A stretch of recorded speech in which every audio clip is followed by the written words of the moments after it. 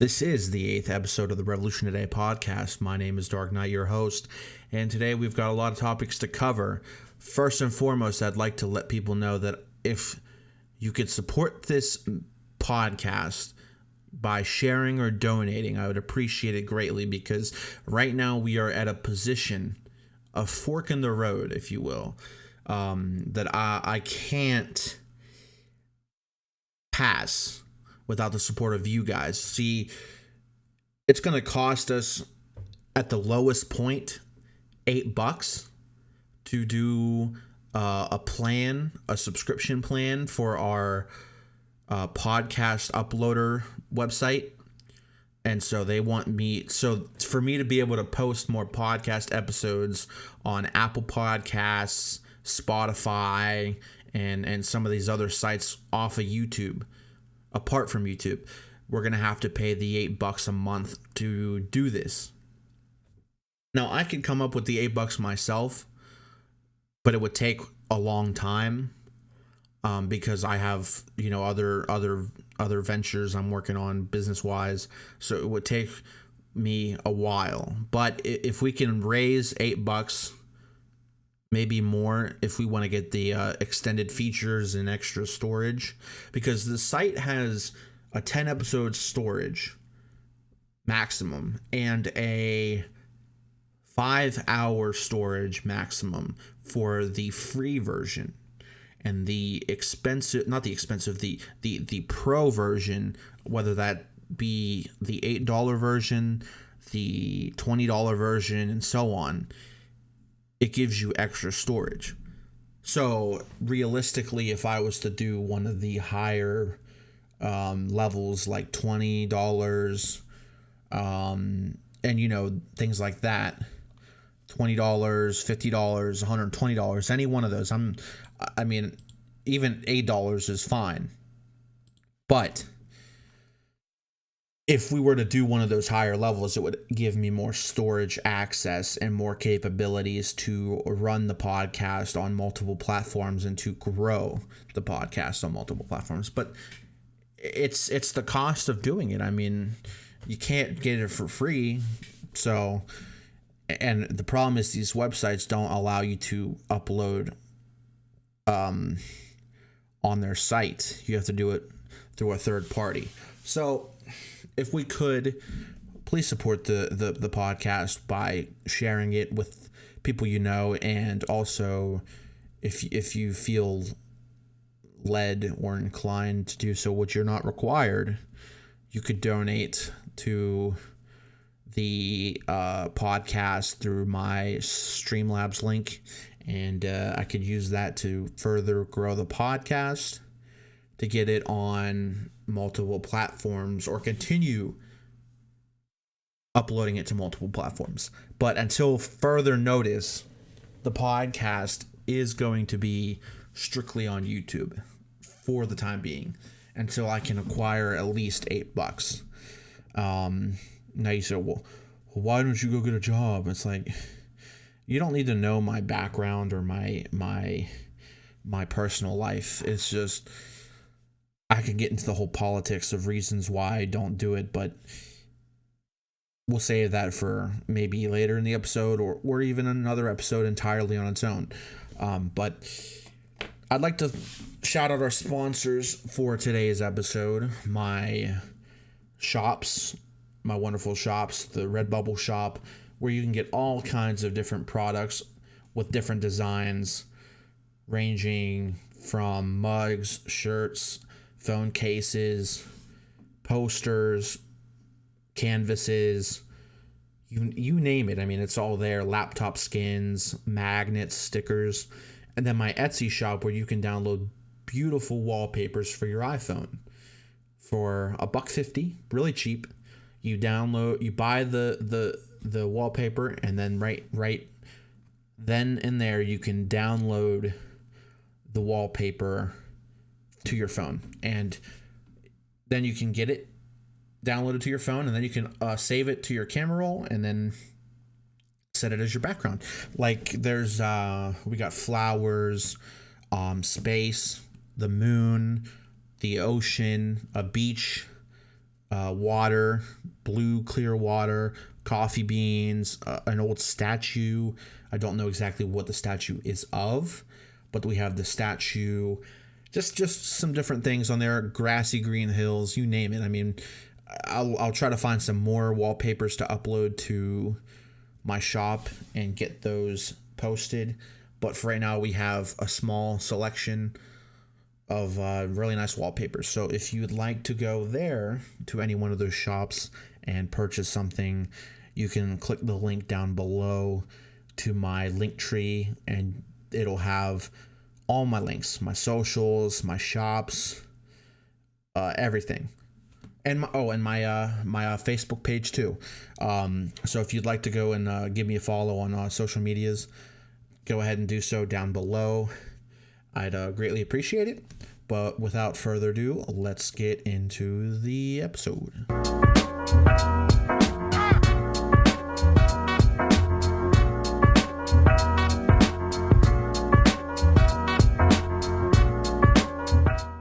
So I'm kind of just going off the cuff here. Not really pushing any sort of topics. I don't have anything really to talk about, like pre-planned. I'm kind of just going and winging it. Just something to talk about because I was kind of getting in this mood of, like, you know, just thinking about things and having some good conversations with some comrades on Discord. I'm in a Discord server with some guys. Well, I don't know how many exactly. It's definitely got to be over 100 people, maybe less. I don't know exactly. Somewhere around 50 to 100 people in the server. It's run by a guy that I met on TikTok. He was live streaming, and I got recommended his stream. He's a communist like me, as is all the people on that server. But you know, he's a Leninist. And we met on TikTok. We became friends, and now I'm in his server, and his server's really good. He's really done something well with his online presence, in the same way that what I'm trying to do with my presence. See, he's taken the approach of not just building an influence and building a base, but he is also trying to organize and, you know, build some kind of movement and help further the cause. What he does is he goes and he has a website which you can go and look at. I'll link into the description, but you can go there. He has a bunch of, like, good informative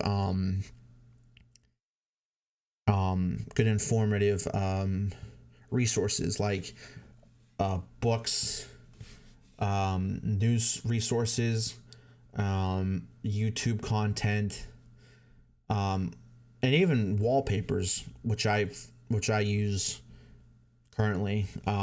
That's just a fun thing to do with your phone to customize it. But for the most part, there's resources with books, literature, and that sort of thing. But so I found him, and he's really doing some good work because he's in contact, and this is something that I haven't seen from a lot of people who are on the left, specifically far left where I'm at. But he's found these people. He's friends with people in Russia, some Eastern European countries. They're all communists. Well, most of them are. Some aren't. But he's managed to befriend these Russian, Eastern European communists. And what he does is he works with some communist creators in the Eastern European regions. And what he does is he helps translate videos from Russian to English. And he works with the guy, Andre. I don't know his last name. I don't think it's necessary, but some guy named Andre, and he works with him, and he works with a bunch of other people where he just translates their work and shares out their message. And then he works on stuff himself and translates it into Russian, I guess, and then sends that over, and it's just a big network of communists abroad working together with him. And it's such a wonderful thing to see, because there's not much of that when it comes to, well, to be fair, there's not many like communist content creators. I know a couple on TikTok. Of course, Kyle is his name, Kyle the Communist. And then there's Midwestern Marks, that I know. There's some others I can't really name it at the top of my head, but what I don't really see from these content creators who are communist is them working abroad with other communists internationally and working to help build movements in their countries. And especially with Russia, it's a very tough time for communists, and just people in general in Russia, because the government is so oppressive. They've just recently passed a law banning LGBTQ activities, or really anything involving LGBTQ issues. You can't get married if you're gay. Well, you can't get married to a gay people can't get married. I'm guessing you can't be trans. I'm just figuring, because it's Putin. You can't be trans. You can't get surgeries. You can't get any sort of physical care in regard to trans issues and trans, health issues. I don't know what I'm saying. I'm trying not to offend anybody, but they're not issues, but that's the best way of me to be able to describe them. But yeah, so in Russia, a lot of that stuff is just outlawed. Now, back in the days of the Soviet Union, gay marriage, even back in the 20s. So this was like before Stalin, even, when in the 1917 October Revolution that took force and hold of Russia under the Tsar, when Lenin led that revolution, the Bolshevik Revolution of 1917 through, 1920? I think is what it was, 1921, 1922. I don't know the end date. I just know that it started in 1917, the October Revolution. But what happened was, so they go through the revolution. Lenin gathers up all of the farmers, the peasants, and the workers of the Russian Empire under the Tsar, the Romanov family, and he of course, they begin to take over the country by force, of course, which is necessary, because the opposing faction will not simply peacefully transition out of power. They won't allow it, so they have to finally take over the state, the means of production, the country as a whole. So Lenin takes over the country with the help of, the comrades, the farmers, the workers, the peasants, and he takes over the country. And of course, the Romanovs, they end up getting killed and assassinated while they're in hiding at their house in the middle of nowhere. They get killed. But anyway, that's just a little history thing. Besides that, Lenin actually makes LGBTQ legal. He allows gays and trans. Well, there wasn't really trans people back then. I mean, it wasn't like there wasn't like transitioning people. They were more like they were trans, but they weren't able to transition.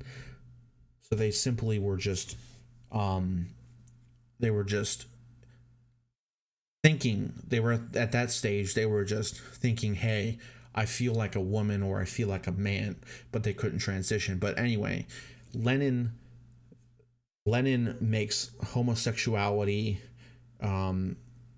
transsexuality, just LGBTQ in general, he makes that legal.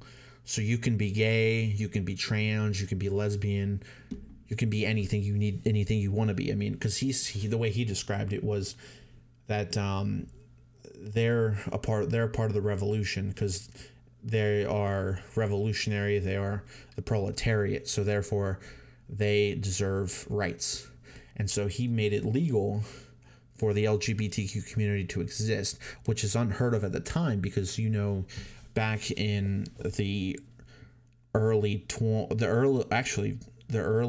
20th century, leading up till probably not till, at least in America, at least till the 70s or 80s, you had rampant homophobia, transphobia, just general disdain for the LGBTQ community. And so it was unheard of at the time for a country to accept those people. But Lenin did in fact accept those people. He made it legal. He allowed it to happen under Soviet law, and it still stood as law even when he died, with Stalin, moving forward through Khrushchev, Gorbachev. It lasted the whole entire existence of the Soviet Union, which, and which I will say, with the Soviet Union, not only was the LGBTQ community allowed to exist, and not only was it legal as well, the Soviet Union the Soviet Union made racism illegal, segregation illegal, and discrimination illegal well before the United States ever did. And it was brought forth by who was that guy? Let me look this up. There's a guy, he was a musician. Paul Robeson, yes. Paul Robeson, he was the musician, the one, American bass baritone, concert artist, stage and film actor, professional football player, and an activist. And so what happened was he actually went and traveled to the Soviet Union. Paul Robeson traveled to the Soviet Union.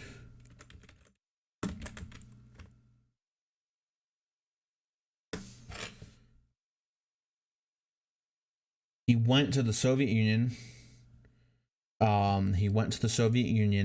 And he actually, was there to, share his talents, his ability on stage, concert-wise, with music and such. He goes to the Soviet Union, and one thing he notices about the Soviet Union is that he wasn't treated like he was black. He was treated like he was a human.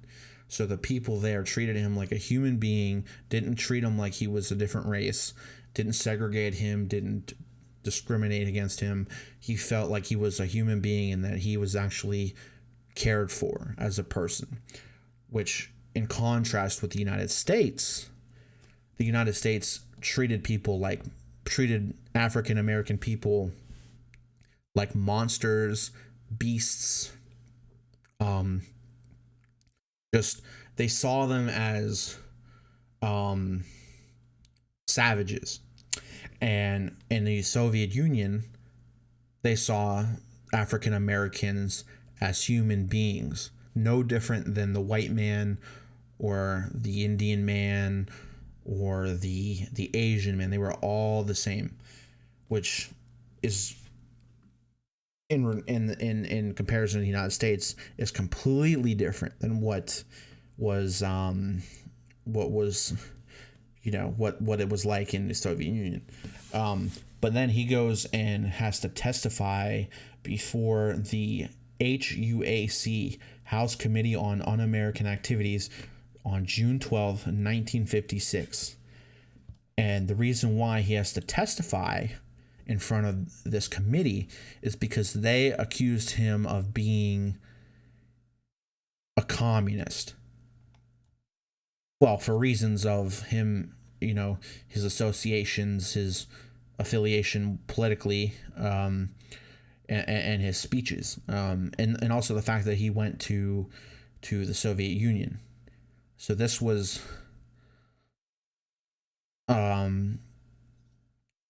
this was a big issue because a big portion of the mid to late 19th or 20th century was all about Red Scare and McCarthyism, and McCarthyism was named after the senator who decided that he was gonna instill fear among the population in regard to communism, which, to get into the whole semantics, but communism really never existed. As people assume, they claim that the Soviet Union was communist, or that Cuba was communist, or China's communist. Communism never existed. It never existed back then. It's never existed now. But the whole McCarthyism, Red Scare issue was that he wanted everybody to be very vigilant and watchful towards their friends, neighbors, family members. Didn't matter. And so the whole period between the 50s, 60s, and 70s, maybe, you had celebrities. You had for example, Walt Disney. Walt Disney, the founder and creator of Disneyland, Disney World, the Disney movies, Mickey Mouse. He had accused a ton, I don't know the exact number, but a ton of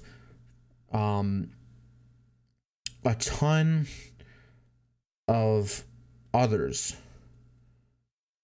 of directors, actors, animators. It didn't matter. He went after colleagues. He went after the bunch of colleagues and said that they were communists. So then what happened was a massive and major, well, it wasn't just him. It was a ton of other people. But realistically, this whole thing about the Red Scare and, going after supposed communists, I say that in quotations, because the truth is, you couldn't really know. You never knew that. You could never tell the truth from fiction, because who's to say? I say, okay, well, my neighbor down the street's communist because they do such and such thing. They go here. They talk about this. How can you tell? Unless you get inside the mind of the person you're accusing, you will never know that if they are communist or not. So therefore, when these high-profile Hollywood elites, some of these directors and some of these people, they took advantage of the people they didn't like, and they said, excuse me, we have a couple communists over here running things in Hollywood in the movie scene. Now, it wasn't true most of the time. And so what you had was a massive Hollywood blacklisting of high-profile actors, animators, directors, producers, anybody that was disliked by certain people who had power, they could be blacklisted and called a communist. And it wasn't true. I mean, you know how crazy it got is McCarthy ended up at one point accusing the United States military of being communist, and that's when it all fell apart, because they're just like, dude, this is crazy. We're the U.S. military, and you're accusing us of being communist? Like, it didn't make sense. I mean, the military wasn't communist. It still isn't. Never was. Even though the military is run like a socialist country. But that's the thing. The Red Scare was never true. It was all a bunch of paranoia, he said, she said kind of nonsense. And so the people so it made people afraid. People were afraid to speak out, to share their opinions, to do certain things, because they were afraid of being labeled a communist and sent off to some prison or something. So, of course, he gets roped into this, Paul Robeson, being that he went to Soviet Union and he's been associated with certain political parties and different activist movements. So he went there in front of the committee and had to explain to them why he wasn't a communist. Well, not to say that he didn't explain why he wasn't. He explained why it's ridiculous that he was being roped into this. And it didn't also help that not only was he having to defend himself when being confronted and accused of being a communist, he was also a black man in the 1950s.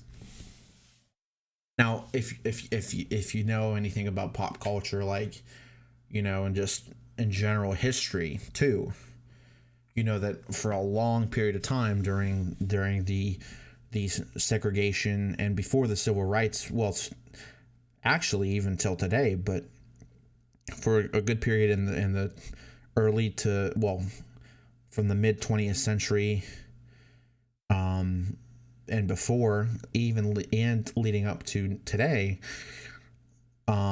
there are instances of African American people who, when accused of crimes and sent to court, or in his case a hearing for a committee, they tend to not have even considered the fact that an African American person could not have done the crime.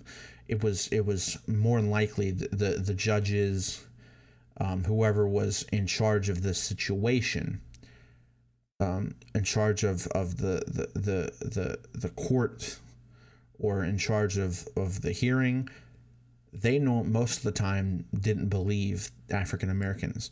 That's why, it was really corrupt, because they didn't have to believe.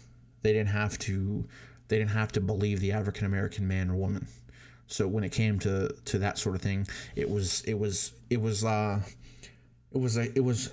most likely, most of the time, they would just treat it as a he said, she said kind of thing. And so you couldn't have, it was unlikely, like, that if there was an African American person and they were in court for a supposed criminal act, you couldn't sit there and say, hey, that person was innocent. They were innocent of all their crimes, innocent of whatever they did. You couldn't say that, because then you would be considered a sympathizer or someone who supported African Americans, and that was just not allowed, because society at the time was hyper segregated, hyper racist. I mean, you just couldn't do that. So most of the time, African American people who were at court or being investigated for something that they may or may not have done, most of the time, even if they were innocent, they would still go to jail. You read the book To Kill a Mockingbird. It's about this court case. The African American man was represented by a white man who was a lawyer, Atticus Finch. And in the book, this white woman accuses this black man of breaking inside the house, I think raping her or something serious. But anyway, they go through the whole court case. It's like, I don't know how many hours in real time it was, but they go through the whole thing. The African American man's lawyer, Atticus Finch, he goes through the whole thing. He brings up good points. They have evidence to support the claim that he support his innocence, that he didn't do it. He wasn't even there. But guess what? In the end of the story, they still end up putting the guy into jail anyway, even though he never did it. So for Paul Robeson to go and testify before the Committee of Un-American Activities in the capital of Washington, D.C., not only was he facing an uphill battle because he was accused of being a communist, he was also facing an uphill battle because he was simply black. And that's like having, that's like being disabled physically. And it's like being physically disabled and having to climb Mount Everest just to get to the top. That's how it was. I mean, he was already climbing a Mount Everest on his own for being accused of being a communist, because back then, if you were accused of being a communist, your life was pretty much over. But not only that, he was climbing another Mount Everest for simply being black, because being black meant that you were guilty until proven innocent. Guilty until proven innocent. How about that? We live in a country that's supposedly free and is apparently, to a lot of people, a democracy. But yet, in the 20th century, even now today, if you're a black man and you're being accused of a crime and you go before a judge, you're guilty until proven innocent. I mean, if it's a white person, you're more than likely innocent until proven guilty. Like, they're like, oh, well, we need to wait and see if there's evidence. But if it's a black person, they're like, oh, he did it, let's lock him up. And that's how it was that's how it is for the longest time, even till now. I mean, it goes back to the realization that capitalism is a racist system. Not only racist, a classist system. You see, capitalism relies specifically on classism. Capitalism relies on the fact that there are poor people who are of lower class than that of a rich person. Because here's the truth. Can't have in a capitalist system, not everybody can be rich. Because if everybody was rich, then it wouldn't be capitalism. If everybody was equally rich, it would be socialism. Well, that's putting it in simple terms. But basically, yes, if everybody was equally rich, it would be socialism. So therefore, it requires capitalism requires that there is a poor class to exploit. It relies on the exploitation of the masses for the benefit of the few. So, of course, and it's also racist. I mean, you know, it's meant to look down on some people, and may not be, most of the population may not be racist, but the system teaches us that there's got to be a scapegoat, somebody or some group of people that are responsible for the issues plaguing society.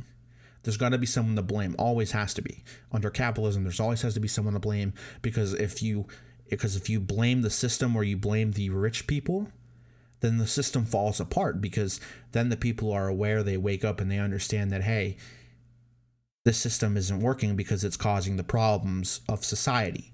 So they need to have a scapegoat to keep people occupied and distracted from the real truth, that is, the capitalist system is causing the majority of society's problems.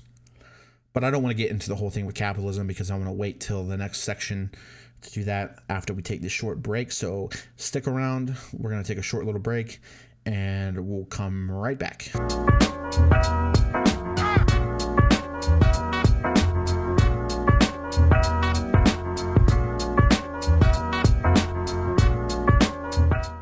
All right. Once again, this episode is sponsored by my shops, Redbubble and Etsy. You can find amazing products on Redbubble with different designs, different things to buy, and on Etsy you can find amazing wallpapers that are only $1.50, and we'll have more uploaded on that site in terms of wallpapers coming soon.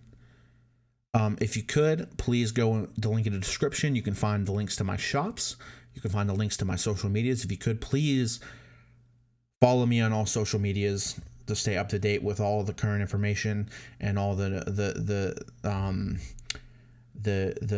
information regarding the schedule of the podcast and everything like that. And please share the podcast with everybody you know. Even if you don't know them, just say, hey, here's a podcast you might enjoy. It's very informative and very important for the time that we live in. So, of course, do that and help me out. It's totally free, those things, except for the shop. The shop costs money. But if you want to spend some money and you want to buy a nice product, check out my shops. So anyway, that'll do it for this break. Let's get back into the episode.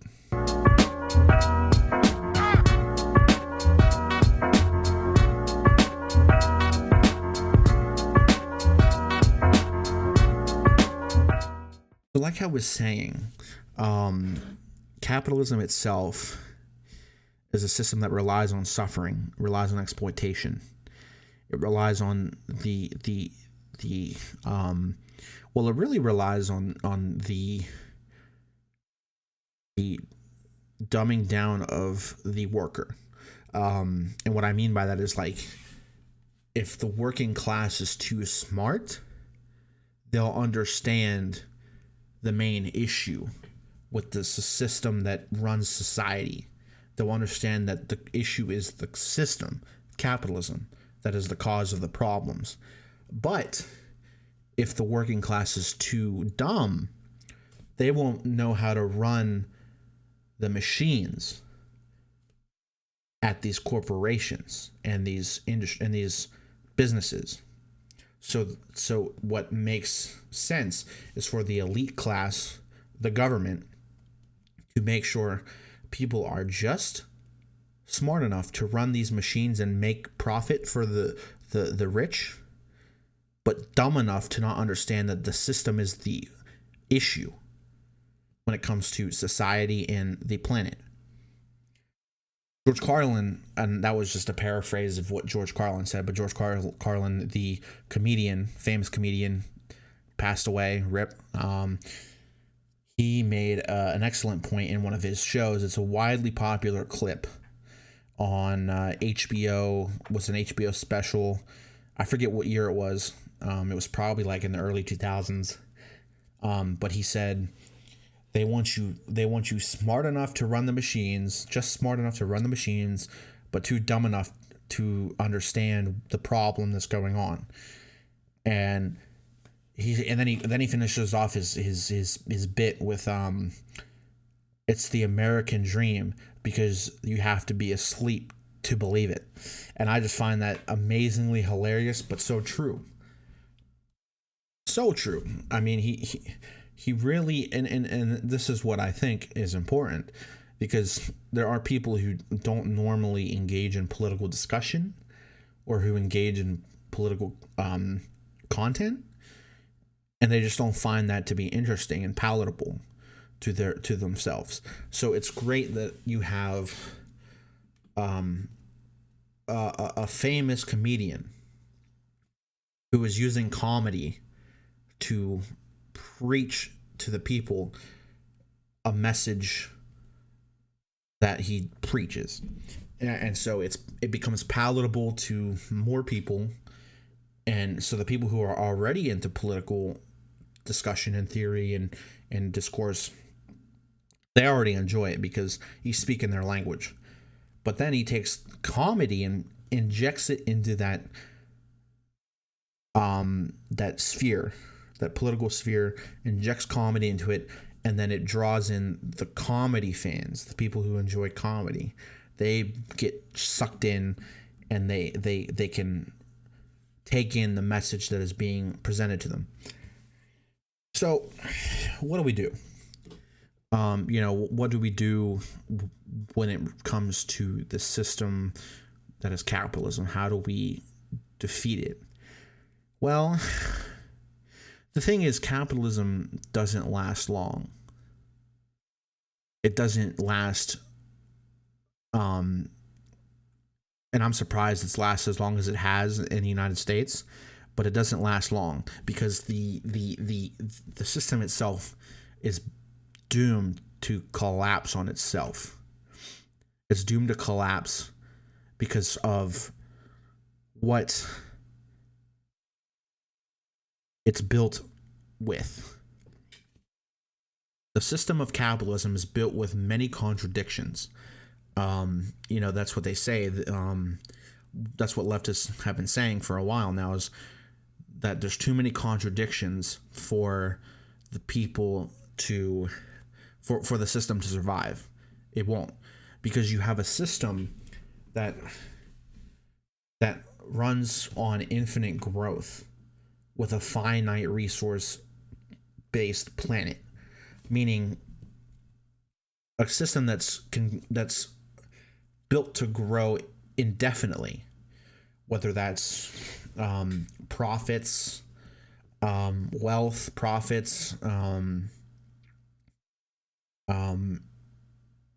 products, commerce. It's built to go indefinitely, but the problem that will hinder capitalism and cause it to collapse is the fact that we live on a planet with finite resources. Meaning, once a resource ceases to exist, it's gone forever. It won't come back. Now we have, we have renewable resources like water, trees, farmlands, plants, vegetables, fruit. That's all renewable.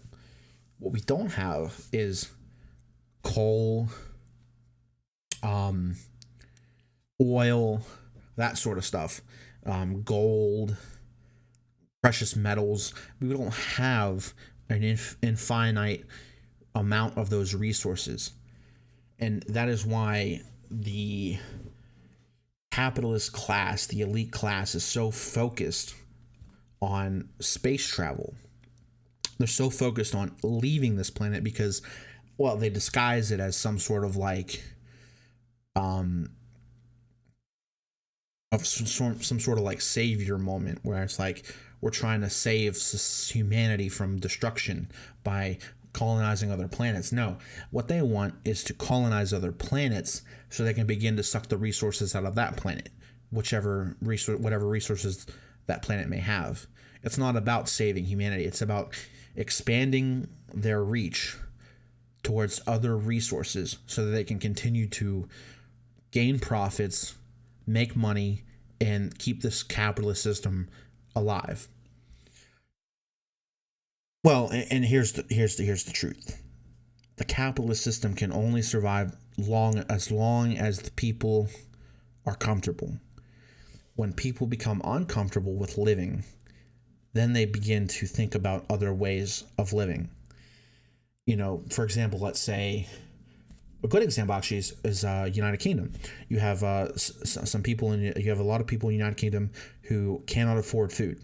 They can't afford food because the prices are going too high. Everything's being priced out. They can't afford to live. So when you can't afford to live and you have nothing to lose, you of course are going to think of other ways of survival. And for them, they'll be thinking about socialism or some alternate form of living, because they know what they have now isn't working and is causing them hardship and pain and suffering. So when the people are uncomfortable and are really have nothing to lose when it comes to their life, they pretty much run out of money. They are homeless. They don't have food, shelter. They can't take care of themselves anymore because they have no money to do so. They don't care what happens to their life, because at that point they've hit the rock bottom and they're kind of just done, and they've given up on life because they're like, what can I do? I'm struggling. I'm suffering. I don't care. So people that are uncomfortable, they don't care. They've given up. They're willing to do whatever it takes to survive and to build themselves a better life. So obviously with, of course, United Kingdom, the revolutionary potential for the people of the United Kingdom is much higher than, let's say, the United States or China. Because when you have a comfortable population, they're more likely to fall in line with the status quo than, say, an entire country of poor people. The entire country of poor people is more likely to say, hey, this isn't working out, I want something different, than let's say the United States, who everybody's like mostly comfortable. You have poor people, of course, but even they're like, they're it's ingrained in their minds that, hey, I may be poor, I may not have a good life in this country, but at least I was lucky enough to be here and be free. Which is a bad way of thinking about it, but the problem is that's what's being drilled into our heads. That's what's being drilled into the heads of these people who live in this country. They're just, they're just being told that they should be grateful to even live here. And it's like, well, wait a minute. I'm poor. I'm homeless. I'm not able to live a good life. So why should I be grateful to live here? This place has done nothing but destroy me and cause me suffering and pain. So there's going to have to come and what I was saying is there's going to have to be a way to dismantle capitalism. And dismantling capitalism is going to take not much. It really honestly wouldn't take much. It would take a long, not too long, but a renewed goal of agitation, and to agitate to agitate a system and a government would mean to cause trouble, cause good trouble. And so that would mean even the simplest things, like at your work, pushing back against the capitalist system. If you work at a food service place like a McDonald's or Burger King or Wendy's, or even a sit-down restaurant, it's taking that step and being like, hey, I'm gonna throw in a free bag of fries for free, because in the end you're giving away something for free when it should be paid for, and so that is in turn hurting the corporation and hurting the system, because they should be paying the $2-3 for the fries, but instead you're giving it for free, and that in turn hurts the profit margins of these corporations. So simple things like that, just like sabotaging the infrastructure of these corporations. Eventually it's going to get to the point where we're going to have to do large scale sabotaging. The little stuff like giving out free fries without reason, or giving someone a free glass of Coke without reason. That's not going to work anymore, because we will have surpassed that point, and to the point where we'll have to do a large scale sabotage, meaning government infrastructure, government supply lines, but that's going to come at a point when the government is at its weakest. See, the point is to wait till the government is weak to then begin to create sabotage and agitation. That's how you dismantle a system. You wait till it's weak, at its weakest point, then you take control, and then you dismantle the bourgeois government, the bourgeois system, and begin to rebuild it with a worker-led party and a worker-led system. That's how you get rid of it. That's how you get rid of the whole system of capitalism. And that's how you begin to build a new system based on the worker, the shared struggle of the people.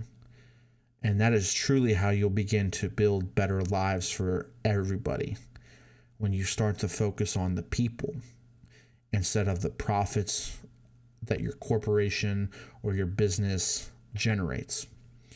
Something to think about, something for you to look at and ponder whenever you feel like it. But I want to get into something else before we go too long into the podcast. I want to finish off talking about the election results from November 8th, the midterm results. So before we get into that, let's take another quick break and we'll get right back into it.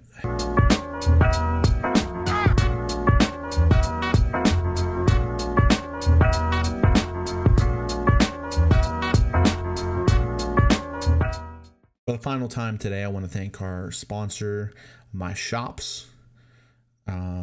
You can get wonderful products, wallpapers on my Etsy shop for $1.50. And on my Redbubble shop, you can find many different designs with many different product types for you to purchase. And of course, if you can, please visit my link in the description to check those shops out and to visit my social medias and drop me a follow. It would help me grow and help me get to where I need to be in terms of support. And if you feel so inclined, you're not required to, you're not what's the word? You're not expected to. But if you feel so inclined, you could donate in my Streamlabs link and help me grow the podcast and keep it going. But anyways, that's all I got for the sponsored. I mean, hopefully soon, one day, I'll be able to get sponsored by actual companies, which will allow me to grow the podcast and reach a broader audience. But anyways, let's get back into the episode.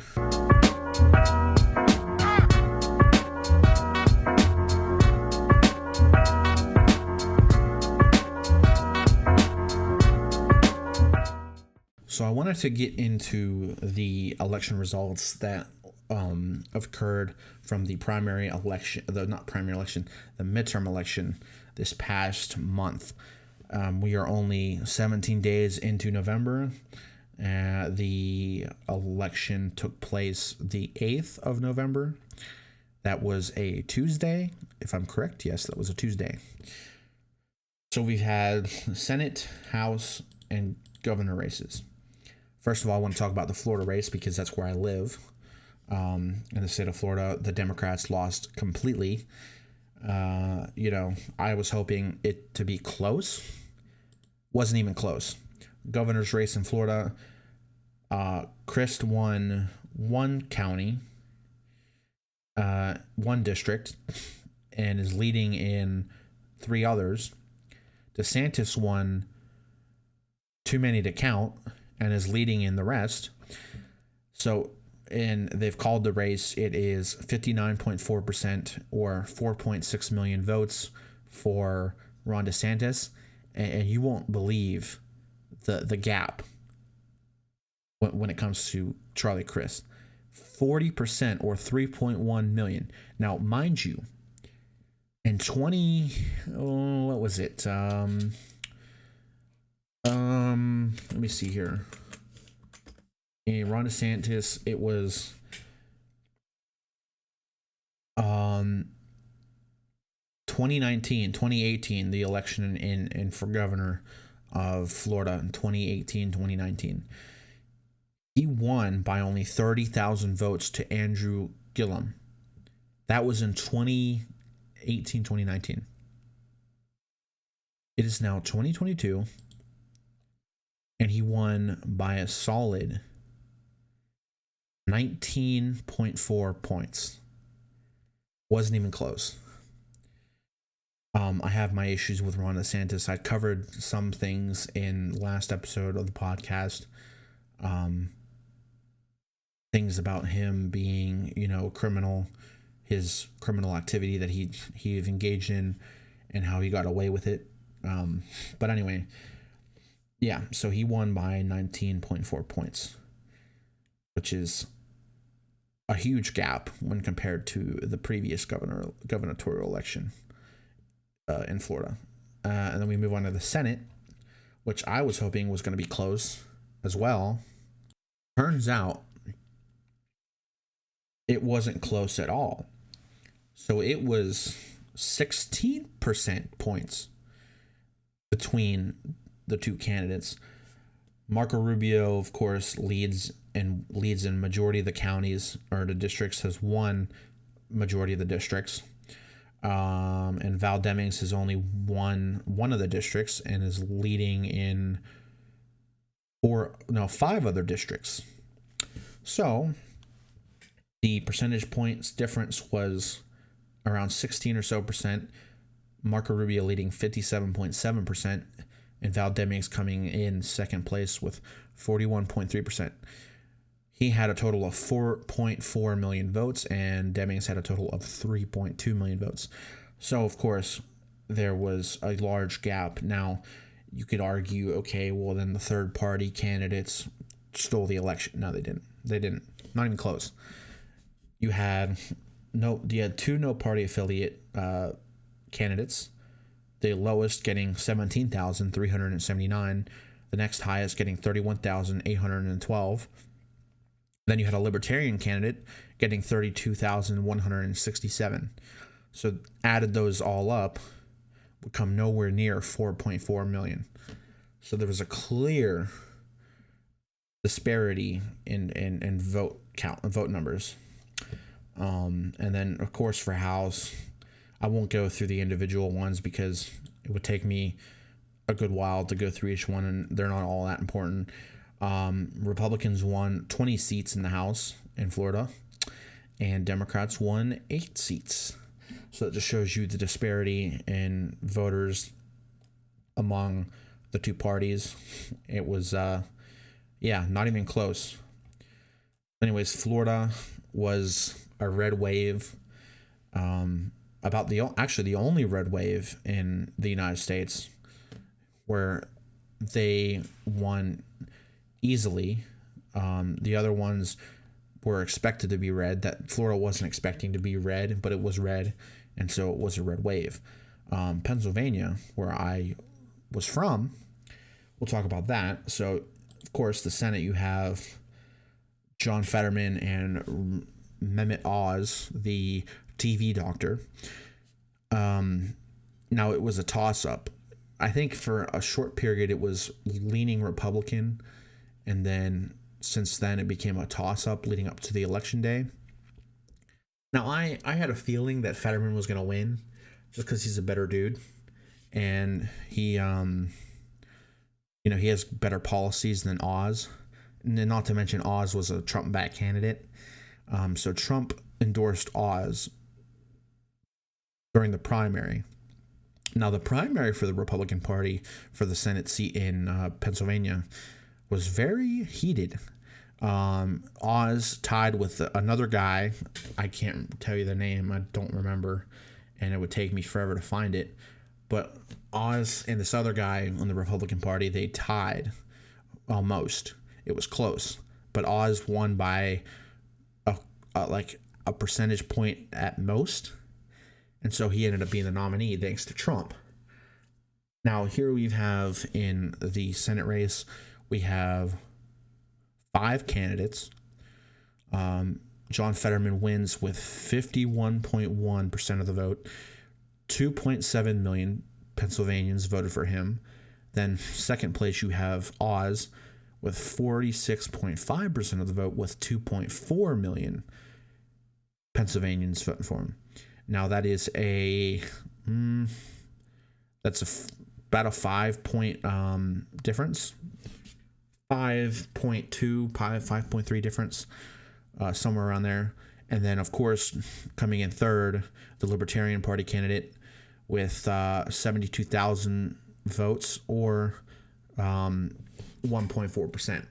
And then, of course, fourth, the Green Party candidate with 0.6% of the vote with 30,000 votes. And then the fifth place member, or fifth place candidate of the Keystone Party of Pennsylvania with 0.5% of the vote, or 26,000. Was this race, I don't know. I don't know why they called it. I mean, I guess I can see why they called it a toss-up or lean Republican at first, because the seat's always been Republican.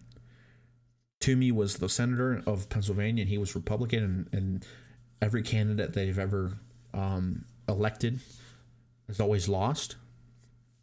And so, and that's the thing, is like, it's really hard with Republican incumbents, especially, to try and win and beat them out, because if they're an incumbent, that means the people like them, and they've been reelected once or twice or more. So it's really hard to beat an incumbent. But the thing about Fetterman, and the reason why he won, is he was very well liked across the state. Fetterman won, let's see, 1, 2, 3, 4, 5, 6, 7, 8, 9, 10, 11 or 12 districts out of all the total districts in Pennsylvania, which I don't know. And so Fetterman won that many.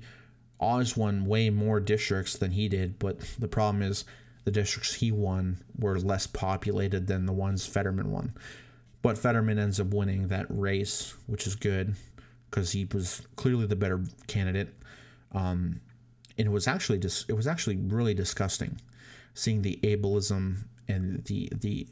Now I'm not excusing his poor performance in certain parts or certain times of the campaign, but these Republicans were making fun of this man who had a stroke. I'm like, the man had a stroke and he recovered. And the problem is, these people are just sitting there laughing at him, making fun of him because he can't speak right. It's like, come on, this dude's trying his best. He had a stroke. He still won his primary. He's running for Senate, and he deserves the chance. So I don't understand why you got to make fun of a man with a stroke.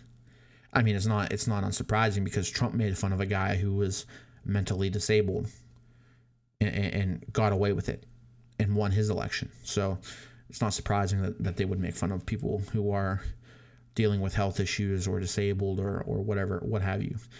But anyway, so Fetterman wins easily wins that one, slides away with a huge win. And then for governor, we have the same kind of situation here. We have, of course, this was the governor's race. Josh Shapiro versus Douglas Mastriano. Of course, Mastriano, is the very far extreme right candidate who said that abortion should be illegal, that women who have abortion should be put on the death penalty. Pretty much just everything that the Democrats believe in, complete opposite. So of course you would think he could, from past, the last governor, Tom Wolf, I think it was. Yeah, he was a Democrat. So you would think, okay, this is going to go Democrat. But you had this, and not only that, because Mastriano is this crazy right winger who is very extreme, backed by Trump. And the fact is, the whole election cycle, leading up to the midterms, no ads. I saw very little ads for Mastriano. No one was talking about him. No one was giving him any attention. Very little ads. So it seemed as though they weren't spending the money on his campaign to help him win as they could have. So it seemed pretty much likely that he was going to lose. and it didn't help that he was extreme on the far right side. So Josh Shapiro wins 56.3% of the vote.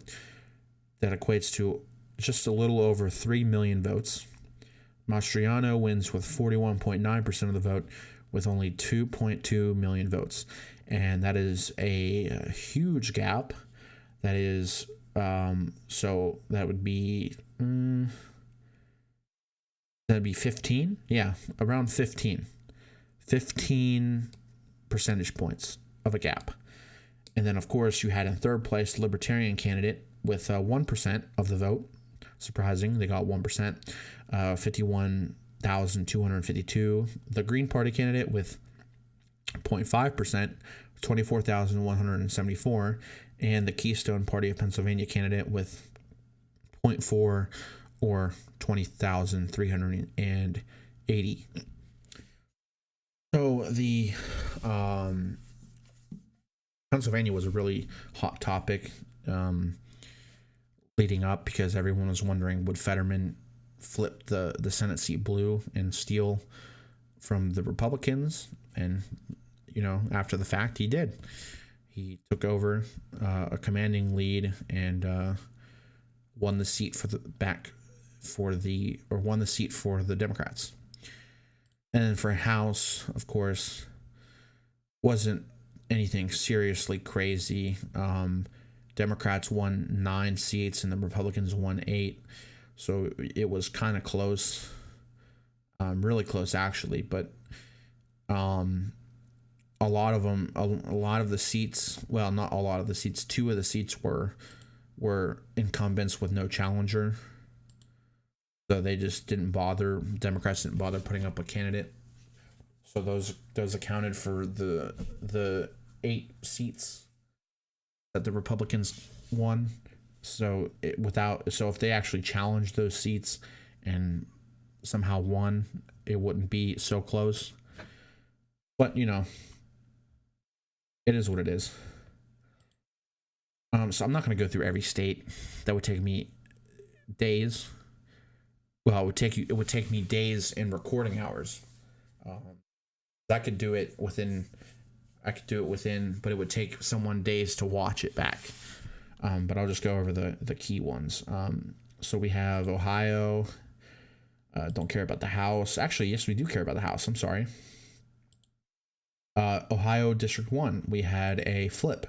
Greg Landsman flipped the seat from Steve Chabot. It wasn't that close, actually. It was pretty big margin. 47.5 to 52.5, pretty big margin there. That's the only crazy thing about the House races in Ohio. Nothing too insane. Everything was pretty much the same throughout. But Republicans won 10 seats and Democrats got 5. And then for Senate, of course, the sad part is Tim Ryan lost. Yeah, Tim Ryan was a good guy. He's a good guy. I would have voted for him if given the chance, because have you seen I don't know if you've seen the videos, but when he was a congressman, there was videos that would come out of him screaming and chanting, not chanting, but screaming and yelling and fighting for issues. And I'm surprised he didn't win. He was leading at one point, but then J.D. Vance took over and then just ran with it. J.D. Vance got 53.3% with 2.1% of the 2.1 million votes. Tim Ryan got 46.7 with 1.8 million votes. So not too close in the end. Governor, don't really care, but it wasn't close at all. DeWine won with 62.8% of the vote, or 2.5 million. Nan Wally, she only got 37.2% with about 1.5 million votes. So the margin was well over 20. She didn't win at all. So yeah, I mean, it is what it is. We'll go, let's see, anything interesting. Oh yeah, Arizona, the governor's race. Katie Hobbs wins over Kari Lake, the election denier. Katie Hobbs has 50.3 or 1.28 million votes. Kari Lake only had 49.7 1.26 million votes. So it wasn't close at all. We'll go and continue with the Arizona races here. Senate, we have Mark Kelly beating Blake Masters. Mark Kelly with 51.4% of the vote. Blake Masters with 46.5%. About about less than a 200,000 vote count difference. So it wasn't it wasn't by a slim amount. It was pretty big margin. For the House, Republicans won 6, Democrats won 3. So that's Arizona. Nevada. Nevada's a pretty interesting place because Democrats won 3 House seats, Republicans won 1. But you go to governor, the incumbent Democrat lost by 1.4 votes, 1.4 percentage points. Lombardo wins 48.8%, or just under 500,000, and Steve Sisolak loses by 47.4%, with again just under 500,000, with 477, and Lombardo with 491. But what's interesting about that is, so the reason why the governor lost, it was Democrat, because apparently his handling of the coronavirus pandemic response, he shut down Las Vegas for far too long, and people weren't happy with that. So that's why they voted against him, even though he's an incumbent, which is the first time in Nevada a Republican has beat out an incumbent in the governor's race since like the 70s. I don't know the exact date, but yeah, it's a pretty long time. And then what makes this really weird is that the Senate race, the Democrat wins by 0.9 percentage points. So that makes Catherine Masto 493,000 votes, and Adam Laxalt with 484,000 votes. So she wins by 0.9, which is kind of weird because they'll have a Republican governor and a Democrat senator. And then Texas, we got to talk about Texas. Texas, it's disappointing. It's sad. Beto was really looking good. I like Beto. He's really nice. I really thought he had it because it seemed like there was a lot of momentum and people were just real excited for him and supportive of him. But Greg Abbott wins with 54.8%, with 4.4 million votes, and Beto loses with 43.8 percentage points, with 3.5 million votes. And so it's a shame. It sucks, but one of these days, a Republican's going to lose in the governor's race. A lot of the issue when it comes to this race is the fact that the Democrats really didn't spend money in Texas. They spent a lot of money in Florida. Now, the problem is they spent all this money in Florida just to lose when they could have spent it in Texas, where they probably could have won a lot more seats. And I know for a fact, somebody who was running in a district in Texas as a Democrat, they said, my race is so winnable, but the problem is the Democratic Party isn't spending a dime on my race at all. They're not helping me. They're not giving me support. And I have a race that's very winnable. So there's a big problem there. But in the end, Republican Party, it's 25 House seats, and the Democrats only get 13. So, it is expected, a Republican majority in Texas. But, it sucks about Beto. He probably should have won. The Oregon governor ends up winning. Tina Kotek, 47%, against the Republican Kristen Drazen with 43.6%. Now, the reason why this race was so special is because there was an independent candidate, Betsy Johnson. Now, she was running third party, and since she was running third party, she was siphoning off votes. At one point, the polls had Betsy Johnson, the independent, at 23 percentage points in the race. So she was siphoning off a large chunk of voters. But then, as time went on, the polling numbers she had dropped considerably, and she ended up polling around 9% by the time the midterm election day had come. So, of course, Tina Kotek wins with 47%. I think I already said this. Drazen wins with 43.6%. And then Betsy Johnson, the independent, wins with 8.6%. There was a lot of talk that Betsy Johnson might be siphoning off Democrat votes and helping the Republican Party, because the Republican Party has not won the governor's race in a long time in that state. And so there was talk that her 8.6% might have hurt the Democrats a little bit, but it doesn't matter. Democrats still won. And she lost, and the Republican lost instead of the independent. So that was pretty interesting. And then the House, Republicans won 2 seats, and Democrats won 4. And the Senate race, the Democrats won 55.9% to the Republicans 41%. Very large margin, 1 million for the Democrat and 771,000 for the Republican. So that happened. I'm not really going to talk about Wisconsin too much, but just the fact that the Wisconsin Senate, the Democrats won the governor's race. Tony Evers won by 100-some thousand votes, maybe less, a little less. But the problem is Ron Johnson was the incumbent for the Republican Party, and he was being challenged by Mandela Barnes, who was the Democratic Party nominee. Problem is, again, this is a key issue with the midterms, and it's brought up frequently. The Democratic Party did not spend money where they should have.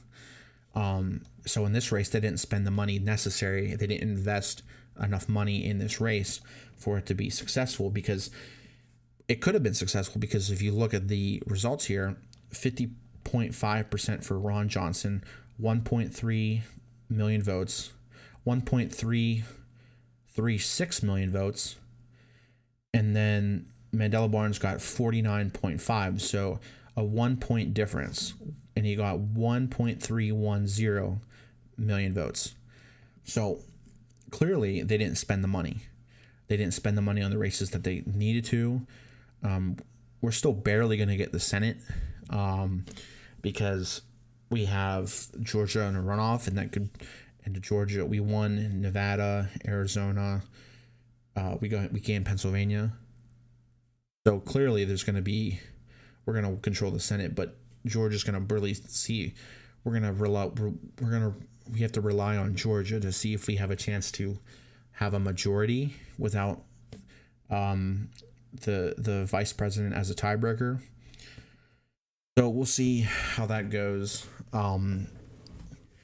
December, which I'm excited to see, because the final vote tally for the Georgia Senate race was 49.4%, or just under 2 million for Raphael Warnock, which he got 1.943 million.